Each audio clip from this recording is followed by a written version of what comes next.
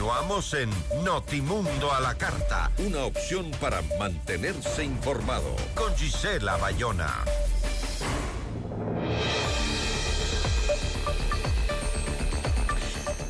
Tras la captura de Nicolás Maduro, el poder se reconfigura en Venezuela con Delcy Rodríguez asumiendo como figura de control, mientras se reportan medidas de excepción, represión y detenciones de periodistas incluso. En paralelo, el petróleo, las sanciones y la reacción internacional están reescribiendo el tablero y la región se prepara para las consecuencias. Nuestra entrevista de hoy en Notimundo a la Carta. Nos acompaña a esta hora Ronald Rodríguez, él es politólogo, internacionalista y coordinador del Radar Colombia-Venezuela. Ronald, ¿cómo está? Muy buenas tardes. Gracias por estar con nosotros. Buenas tardes, Gisela. Gracias por la invitación. Ronald, ¿qué estamos viendo hoy en Venezuela? ¿Un cambio de régimen, un relevo interno controlado o el inicio de una real transición? Bueno, realmente todavía no hay certezas de cuál va a ser la dirección que va a tomar el país hermano. Por el momento, lamentablemente hay que decirlo, la situación es peor para los venezolanos. Es decir, la salida de Nicolás Maduro no ha significado una mejora en las dinámicas de la dictadura. Por el contrario, la represión, como bien lo señalabas, está exacerbada. La misma dinámica de persecución a los periodistas lo señala. 14 periodistas fueron detenidos ayer el día cuando se estaba haciendo el cubrimiento a la posesión de la Asamblea Nacional en Venezuela. Y particularmente el ciudadano de a pie pues está absolutamente atemorizado porque los colectivos, estos cuerpos paramilitares que tiene el oficialismo, están deteniendo a la gente en la calle, revisándoles sus celulares, revisando los mensajes que envían por redes sociales. Si llegan a encontrar algún símbolo de felicidad, de expresión de alegría por la caída de Nicolás Maduro, inmediatamente son sometidos a torturas, a golpes. Es una situación bastante compleja porque lo que esperaríamos era que en este momento los venezolanos estuvieran celebrando y se diera una dinámica en dirección a tratar de recuperar la democracia. Ahora, justamente con Delcy Rodríguez en el poder y un clima de estado de emergencia, como lo has descrito tú, ¿qué tan probable es una escalada represiva para cerrar cualquier protesta y fisura interna? Es decir, esa violencia, ¿cómo se podría exacerbar aún más? De hecho, pues ya veníamos en un proceso de exacerbación de la violencia después del fraude electoral del 2024. La violencia fue sistemática y venía aumentando, particularmente hacia finales del año pasado. En las 2 últimas semanas de diciembre, el régimen estaba cruzando las bases de información, lo que estaba logrando una dinámica de individualización bastante fuerte para la persecución. Ya el chavismo lo había intentado en 2004-2003, cuando cruzó las bases de datos de las misiones sociales, de la política social del país, con aquellos ciudadanos que habían solicitado el referendo revocatorio para salir en ese entonces de Hugo Chávez. ¿Qué significa eso? Que un ciudadano que, por ejemplo, pueda llegar a tener alguna expresión en contra del régimen, ya sea en su vida pública, en su vida privada, el régimen le niega el acceso a renovación de documentos, a sacar pasaporte, a pago de impuestos, acceso a dinámicas de salud, de educación. En este momento lo que estamos viendo es un recrudecimiento de la violencia. Esperábamos que con la salida de Nicolás Maduro el régimen se empezara a limitar, que hiciera liberación de presos, pero ha sido todo lo contrario. En este momento las detenciones están aumentando y particularmente la dinámica selectiva de persecución está sobre los ciudadanos, al punto que los ciudadanos prefieren dejar sus dispositivos móviles, su teléfono en la casa cuando salen, para no tener que ser requisados ni por los cuerpos de seguridad ni por los colectivos. Ahora, ¿cómo podemos entender esto que está pasando y que nos cuentas que está sucediendo en Venezuela, toda esta represión, incluso periodistas que han sido detenidos tratando de cubrir lo que sucede en Caracas? ¿Cómo interpretamos eso luego de que la presidenta interina dijo que públicamente que va a estar junto a Washington, junto al gobierno de los Estados Unidos, tratando de reordenar el país? La dinámica de la relación entre el gobierno de los Estados Unidos y el régimen está en función de los intereses de los Estados Unidos. Es decir, lo que está pidiendo los Estados Unidos a las cabezas que hoy dirigen la revolución bolivariana es que le permitan acceso a los recursos venezolanos, inicialmente al recurso petrolero. De resto, en este momento no se están dando lógicas que permitan al ciudadano aspirar a un cambio democrático. No hay dinámica democrática por el momento, no hay lógicas que les permitan a ellos acceder a una mejor circunstancia de atención. Por ejemplo, en el espacio de libertades no se están dando libertades a los ciudadanos, por el contrario, una lógica que es absolutamente normal en cualquier sistema político es que los medios de comunicación puedan cubrir un evento como el día de ayer, que era el inicio de la legislatura. No lo pudieron hacer, los medios internacionales fueron sistemáticamente perseguidos, varios periodistas retenidos por diferentes horas, su material audiovisual y confiscado, algunos de ellos sometidos a interrogatorio.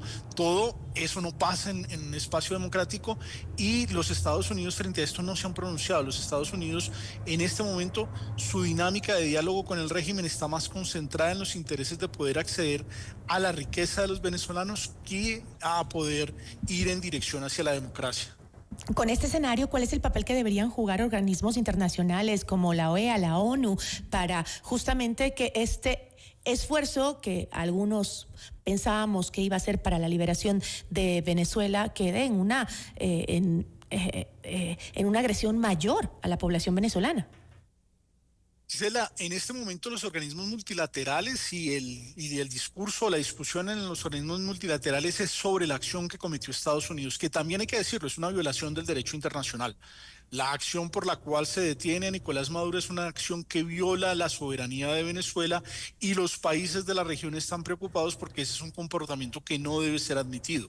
Y en este momento, tanto en Naciones Unidas, como lo vimos ayer en el Consejo de Seguridad, como en la convocatoria que se ha hecho en la OEA y en la convocatoria que se ha hecho en la CELAC, la discusión gira en torno ¿Así fue o no legítimo? La violación de la soberanía. O sea, se centró realmente frente a la continuidad de la dictadura. Ahora, obviamente estamos viendo que entonces el petróleo vuelve a ser el centro, ¿no? La reconstrucción de Venezuela, el generar una mejor calidad de vida de los venezolanos está pasando en este momento a segundo plano, todo por un cálculo geopolítico entonces.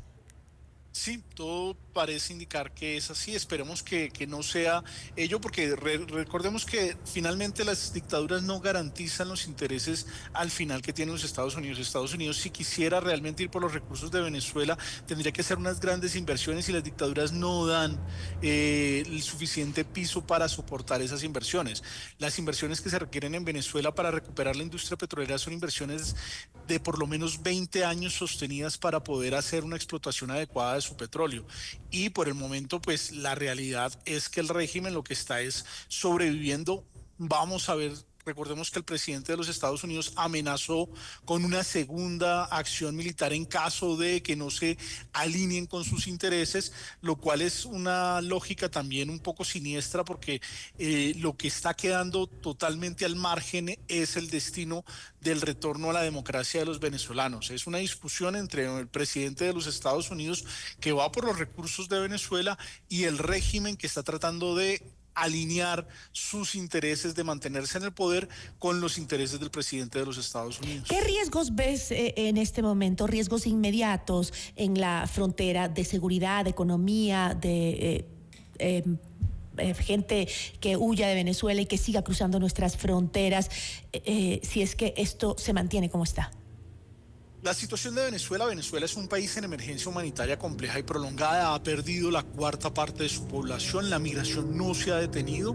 En este momento incluso los venezolanos que están en otros países se preguntan si es conveniente que sus adultos mayores permanezcan en Venezuela porque hay un alto riesgo de que no puedan acceder a medicamentos y eso lleva a dinámicas y fenómenos de reunificación familiar. Igual sucede con los niños, niñas y adolescentes.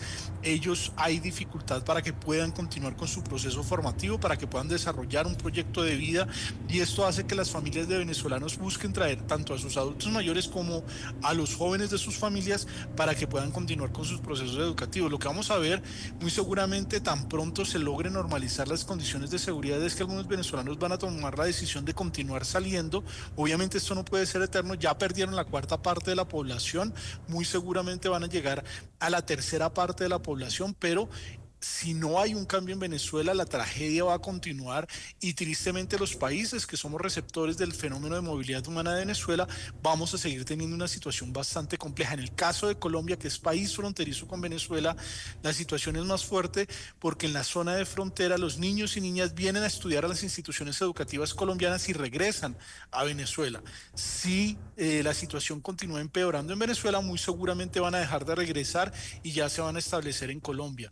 Colombia ha hecho una política de recepción migratoria bastante exitosa, pero lamentablemente bajo la dirección del presidente Gustavo Petro se ha perdido capacidad y efectividad en el proceso de integración, y por el contrario lo que estamos teniendo es que no hay instrumentos de regularización en este momento para la población, lo cual es un riesgo porque lo que hace es dejar a esta población en irregularidad, y esto es el material perfecto para que las bandas y organizaciones criminales recluten a la población. Ahora, también hay otro punto, además del que comenta sobre el tema migratorio, que para Ecuador y para la región se ha advertido ya, y es este nuevo escenario podría redirigir el narcotráfico y aumentar la presión criminal, justamente. ¿Es un riesgo, crees tú, real a corto plazo? ¿Cómo se moverían esos flujos también del narcotráfico? Bueno, en este momento hay algunos medios de comunicación que hablan del reacomodamiento de actores, sobre todo colombianos, que estaban refugiados en Venezuela y que están pasando hacia territorio colombiano. Todavía no hay confirmación, pero lo que parece indicar es que los líderes, por ejemplo, del ELN, del Ejército de Liberación Nacional, de este grupo guerrillero que se dedica también a las dinámicas de narcotráfico, ya sienten que Venezuela no es un territorio seguro para ellos y se empiezan a desplazar hacia territorio colombiano. Habrá que ver cómo se da ese movimiento, porque finalmente si el régimen no cambia, pues las condiciones reales para permanecer en Venezuela les permitiría continuar allá. Lo que sí es cierto es que Venezuela se había convertido, o es por el momento, uno de los lugares donde convergen todos los negocios de la criminalidad: contrabando, narcotráfico, tráfico de armas, trata y tráfico de personas, minería ilegal. Venezuela se ha convertido en un paraíso para organizaciones criminales latinoamericanas, pero también extracontinentales, y esa es una de las presiones que hay sobre el régimen: cómo va a confrontar, cómo va a enfrentar la realidad de estos grupos y cómo va a limitar los espacios que han conquistado en Venezuela, y si ante un cambio eventualmente en Venezuela, cómo se reacomodarían en el territorio y en la región. Bueno, estaremos atentos a lo que suceda en Venezuela y en toda la región, porque esto definitivamente nos afecta a todos los países que estamos cerca de Venezuela. Yo te agradezco, Ronald, muchísimas gracias por habernos acompañado. Gisela, gracias por la invitación. Una buena tarde. Estuvo con nosotros Ronald Rodríguez, él es politólogo, internacionalista y coordinador del Radar Colombia-Venezuela.